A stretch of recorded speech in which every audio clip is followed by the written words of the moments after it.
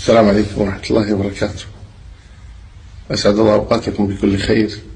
هذه رسالة مني من أخيكم عثمان بن محمد الخميس من الكويت إلى إخواني وأخواتي وآبائي وأمهاتي وأبنائي وبناتي من أهل الجزائر، الأرض الطيبة الطيب أهلها. أسأل الله تبارك وتعالى لكم التوفيق والسداد والسعادة في الدنيا والسعادة في الآخرة.